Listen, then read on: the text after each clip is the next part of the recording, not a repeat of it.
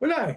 Kaya talagang they're really hanging on to their life para to keep as much money as they can and to get away with as much crime as they can.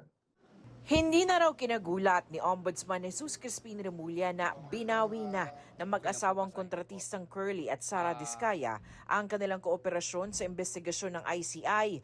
Kasunod dito ng pahayag ni ICI Commissioner Rogelio Singson na wala pang kwalipikado maging state witness sa mga humaharap sa ICI.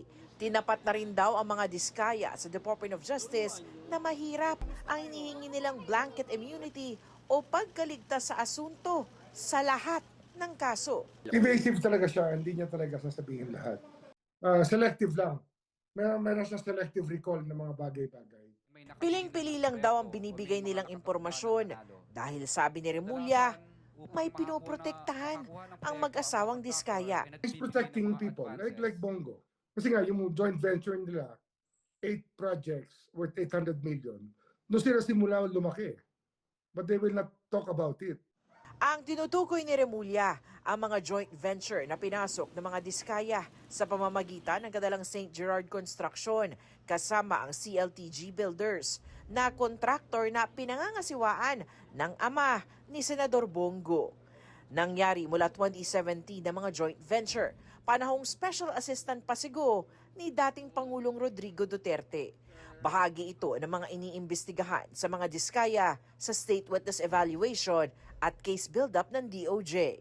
Sinasabi nila they had to go through a mediator, tapos lisensya lang daw na ginamit nila. Ang ginamit ng kabila. Hindi daw siya nakialam, binigyan daw siya ng 3%, parang ganun.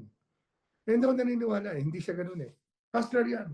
Kausap na raw ng Office of the Ombudsman ang DPWH kaugnay ng investigasyon tungkol dito. We are looking at connections between the Diskayas and CLTG Corporation. Tandaan nyo ang daming kontrata ng mga Diskaya.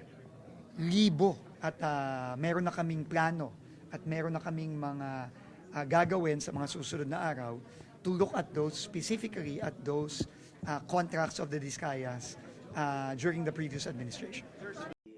Buwelta naman ni Go, iniuugnay raw ang pangalan niya sa mga Diskaya para malihis ang takbo ng investigasyon. Hindi ko po kilala ang mga Diskaya. Wala po akong kinalaman sa kanila at wala po akong pakialam sa mga Diskaya. Yung flood control ang issue dito. Yung ghost projects ang issue dito. Yung mga substandard projects ang issue dito. Mga anomalous projects ang issue dito. Huwag tayong lumihis. Ano to? May cover up? Ano to, para ilihis yung atensyon sa totoong may kasalanan? Tinutumbok natin sino yung mga buhaya talaga. Malapit na eh. Lumalabas naman eh. Yun ang hanapin ninyo, panagutin nyo. Ayon kay Go, siya mismo ang nag-ungkat tungkol sa joint venture ng mga Diskaya at ng CLTG Builders sa pagdinig ng Senate Blue Ribbon Committee noong Setyembre. Wala rin daw alam si Go sa mga pinasok na kontrata ng kumpanya ng ama na 2019 pa ay tumigil na umano sa pangungontrata at tinapos na lang ang obligasyon hanggang 2022. Since 2001, mayor pa si Mayor Duterte, hindi po ako nag-influenza, never po ako nag-influence, never ko po ginagamit ang aking posisyon. Kaya sinabi ko, nakialam ba ako para bigyan ng pabor ang aking kamag-anak? Hindi. Nakinabang ba ako dito? Hindi rin po.